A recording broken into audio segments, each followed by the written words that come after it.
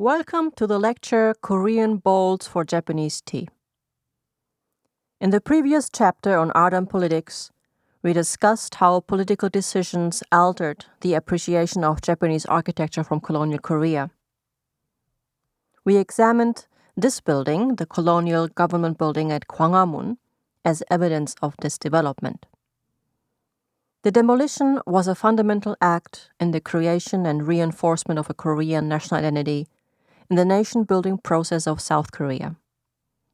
The Gwanghwamun case thus also fits into the Art and National Identity chapter, in which we analyze how different aspects of identity are attributed to works of art. Last week, we discussed how art objects help one define one's national identity. We discussed your answers to the reflection prompt, and you already provided some excellent examples. In today's lecture, I will get to some symbols of national identity from Korea. Some of you have been to Korea and visited the National Museum, while others of you have seen and read books on Korean art. What one may notice after visiting several museums in Korea or after looking at several textbooks on Korean art is that they repeatedly show the same types of artworks. These objects, such as a stoneware bowl that you can see here, and a stoneware maebyeong vase with lid, are from the 12th century, from the Goryeo period. And this is a stoneware bowl from the 15th century, from the Joseon period, with a stamped design. And this one, a dalhangari or moon jar. These objects would be praised as masterpieces of Korean art in a national museum in Korea or in a book on Korean art. One might find this collection of objects in a typical display of a Korean museum or in a tourist guide of Korea. This array of objects defines the cultural and national identity of South Korea, but it is important to remember that the biases of the curator, of the book author, of the professor, including myself, directly affect which pieces are selected. Today I shall discuss two bowls that are celebrated in Japan for their Koreanness. Yet, notwithstanding their Korean features, such bowls are nevertheless rarely shown in Korean museums or mentioned in Korean publications. Example number 1 is the IDO Bowl. IDO is the Japanese name for this type of tea bowl, which Go Tae-hoon mentions in his article Flowering of Korean Ceramic Culture in Japan. The bowl dates from the 16th century. It is the famous Kizaemon Ido Chawan, a national treasure of Japan, currently in the collection of Daitoku-ji in Kyoto. Visitors must donate several $1,000s to the temple for the privilege to observe it. The bowl is round with a slightly uneven rim and a long, straight foot. The surface exhibits a creamy glaze with brownish areas of discoloration. Prior to the firing, the artist held the bowl by its foot and dipped its head first into the glaze. During the firing, the flames left a trace on the surface of the bowl. The dark spots on its surface, like here, reveal the path of the flames. The glaze falls short in places around the ring foot, which is characteristic for this type of pottery. The glaze contracted during the firing. Glaze contraction occurs when the surface of the clay body was not completely coated with the slip, or because the clay body had not completely dried prior to the firing, or was heated too quickly. This type of bowl is called maksabal in Korean. Maksabal means food bowl, and referred to as Ido-ware in Japanese. These bowls were brought from Korea to Japan by Japanese soldiers and merchants during and after the 16th century Imjin Wars, 1592 to 1598, and were subsequently used in the Japanese tea ceremony. The Kizaemon Bowl is renowned for having been part of the collections of several famous Japanese tea ceremony masters. Most extant examples of IDO ware are in Japanese private collections. This bowl, the Kizaemon Bowl, first became famous in the West through the translation of the writings of Soitsu Yanagi, an early 20th century researcher of Korean art, in his book The Unknown Craftsman, published in English in 1972. In this book, Yanagi mystified and orientalized the idea of crafts and expressed his romanticized vision of Korean art. Yanagi appreciates the bowl for its undecorativeness and unrefinedness, which in his opinion matches the wabi ideal of the Japanese tea ceremony. Yanagi's perspective reveals the air of early 20th century Japan, when the Japanese viewed the arts of colonized Korea as expressions of primitive people. Current scholars therefore disagree with Yanagi's view. It was also Yanagi who linked the Japanese tea ceremony with Zen Buddhism. This interpretation is widely considered antiquated scholarship. This unit has a folder with additional material, which includes an article by the Japan Times called Tea Bowls, Simple Emblems of Power.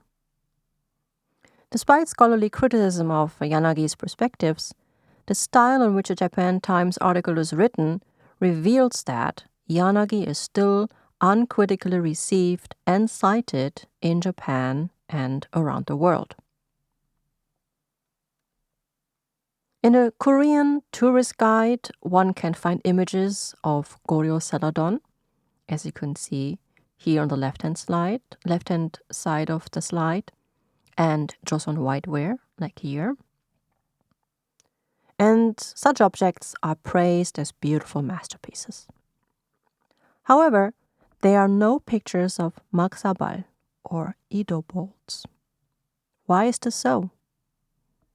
A simplified answer would be that although the bowls were made in Korea, their identity is strongly linked to a Japanese cultural product, the Japanese form of tea practice.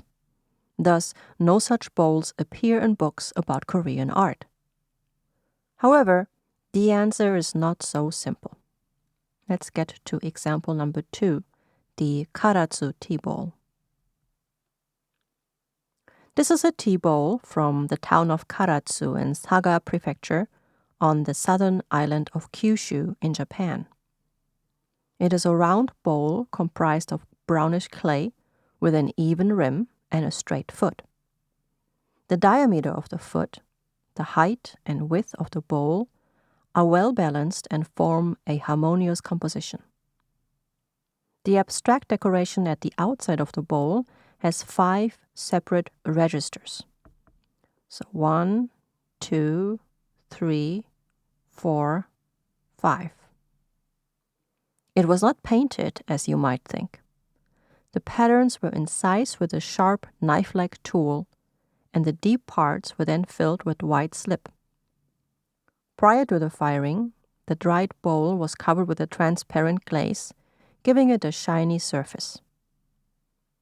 The incised pattern is perhaps an extended version of the Korean sangam inlay technique, which was popular in Korea until the 16th century.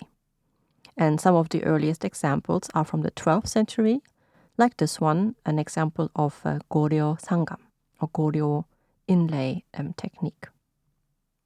This inlay technique, sangam in Korean, is referred to as mishima in Japanese. Now, who made this bowl? The inlay technique of this bowl is reminiscent of ceramic traditions on the peninsula. The bowl was fired in one of the kilns in the city of Karasu.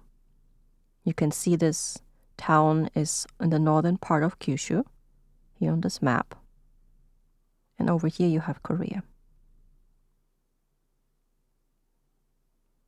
So the bowl was fired in one of the kilns in Karasu, but the artist was either a Korean who probably decided to live in Karasu, or who was inspired by Korean potters or Korean pottery.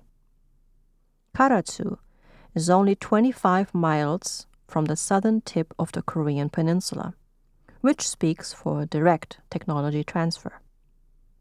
However, although the bowl's design is based on the Korean inlay technique, its abstract motifs appear to be a Japanese contribution. This bowl was made in Japan using Japanese soil and other resources. However, since some of the production techniques used were distinctly Korean, should this bowl be considered a Japanese product, as Johanna Becker suggests in her book on Karasu ware? Or, since it was likely made by a Korean or by someone related to Korean pottery artists, should we consider it a Korean product? The answer to these questions is unclear, as national identity of artworks is often fluid.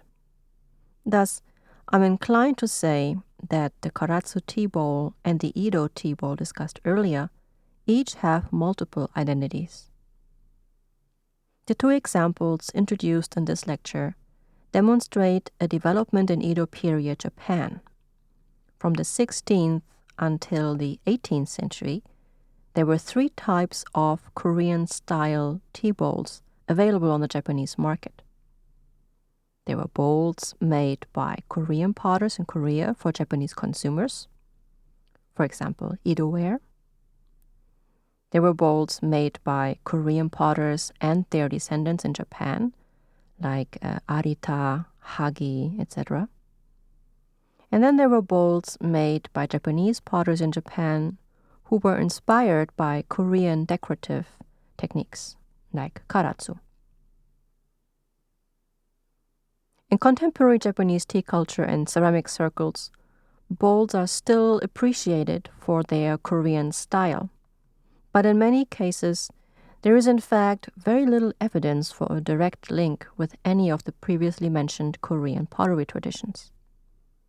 Korean style, or korayaki, Koryo ceramics, or Josen yaki, Joseon ceramics, is rather a Japanese interpretation/invention of a much sought-after Korean tradition.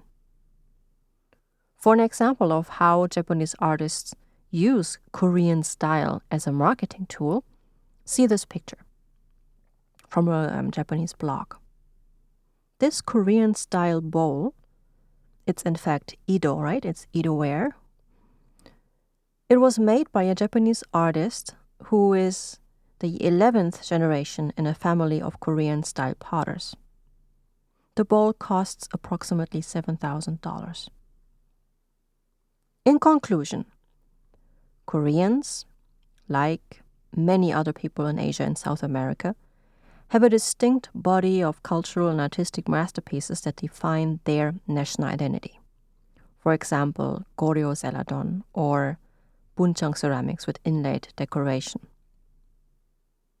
And secondly, tea bowls made in Korea, called Edo ware in Japanese context, or ceramics inspired by Korean traditions, such as those of the Karasu kilns, are held in high esteem in Japan, but are rather unknown in Korea. Some such bowls are officially recognized as national treasures in Japan. Scholars such as Becker and Go convincingly show that Korean potters developed innovative techniques in Japan and reportedly started the production of porcelain in Japan. It is also evident that Japanese potters adopted different production and decoration techniques from Korean potters, such as the chambered climbing kiln, the anagama, and the mishima inlay technique. However, according to Becker, a ceramic vessel made in Japan with Korean techniques is nevertheless a Japanese product with its distinct Japanese aesthetic features. It remains an open question whether these bowls are deemed representative of Korean or Japanese cultural identity. Perhaps they represent both. But for the Koreans, anything that is prized by the Japanese as Korean is left out of their line of masterpieces.